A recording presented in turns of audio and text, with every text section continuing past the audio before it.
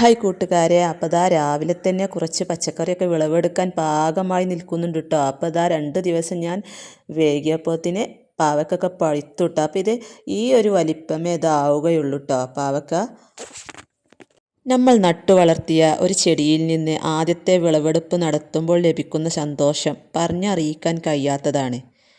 ഓരോ വിളവെടുപ്പും ഒരു കർഷകനെ സംബന്ധിച്ചിടത്തോളം വലിയൊരു ആഘോഷമാണ്. മണ്ണൊരുക്കി വിത്തിട്ട് വളവും വെള്ളവും നൽകി പരിചരിച്ച ചെടിയിൽ നിന്നും ഫലം ലഭിക്കുമ്പോൾ ആ കഠിനാധ്വാനത്തിന് ലഭിക്കുന്ന വലിയൊരു അംഗീകാരമായാണ് കർഷകർ ഇതിനെ കാണുന്നത്. സ്വന്തമായി കൃഷി ചെയ്ത് വിളവെടുക്കുന്ന പച്ചക്കറികളോ പഴങ്ങളോ ഉപയോഗിക്കുമ്പോൾ ലഭിക്കുന്ന സംതൃപ്തിയും ആരോഗ്യവും മറ്റൊന്നിനും ലഭിക്കില്ല. അതുപോലെ മണ്ണുമായുള്ള സമ്പർക്കവും ചെടികളുടെ വളർച്ച നിരീക്ഷിക്കുന്നതും മനസ്സിന് വലിയ സമാധാനവും സന്തോഷവും നൽകുന്നു.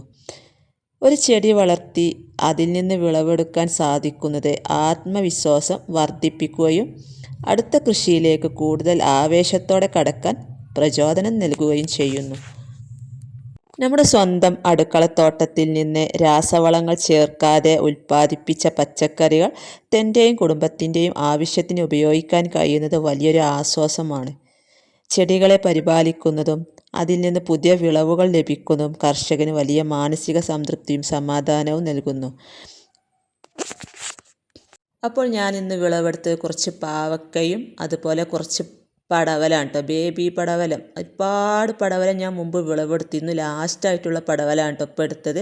അതുപോലെ കുറച്ച് ഉണ്ട വഴുതനയും നീളം വഴുതനയും ഒക്കെ ഉണ്ട് കേട്ടോ. വഴുതന ഒരുപാട് ഉണ്ടായിരുന്നു. പല വെറൈറ്റി വഴുതന ഞാനിവിടെ നട്ട് പിടിപ്പിച്ചിരുന്നു. അതിൻ്റെതെല്ലാം വീഡിയോ ഞാൻ മുമ്പ് ചെയ്തിട്ടുണ്ട്. കാണാത്തവരുണ്ടെങ്കിൽ ആക്കെ ഒന്ന് കണ്ടു നോക്കുക. ഇഷ്ടം പോലെ വഴുതനയാണ് നമുക്ക് ഈ പ്രാവശ്യം ഇതിൽ നിന്ന് വിളവെടുക്കാൻ സാധിച്ചത്. ഈ പഴുത്തു നിൽക്കുന്നതൊക്കെ വിത്തിനായിട്ട് വെച്ചതാണ് കേട്ടോ. പച്ചമുളകും അതേപോലെ തന്നെ പല വെറൈറ്റിയിലുള്ള മുളകൊക്കെ നട്ട് പിടിപ്പിച്ചിരുന്നു. ഒരുപാട് മുളകാണ് കേട്ടോ നമുക്ക് അതിൽ നിന്നൊക്കെ കിട്ടിയത്. അപ്പോൾ ഇത്രയുമാണ് ഞാൻ ഇന്ന് വിളവെടുത്തത്. വെള്ള വഴുതന, വയലറ്റ് വഴുതന, പാവക്ക, പടവലം, അതുപോലെ പച്ചമുളക്. അപ്പോൾ നമുക്ക് 2-3 ദിവസത്തിനുള്ള പച്ചക്കറി ഇത് തന്നെ ധാരാളമാണ് കേട്ടോ. അപ്പം നമ്മൾ കൂടുതലൊക്കെ ഉണ്ടെങ്കിൽ നമ്മൾ അടുത്ത വീട്ടിലുള്ളവർക്കൊക്കെ കൊടുക്കാറുണ്ട് കേട്ടോ. അപ്പോൾ ഇത് കണ്ടോ, വജിമുളകും ഞാൻ മുമ്പ് കുറേ വിളവെടുത്തതായിരുന്നു.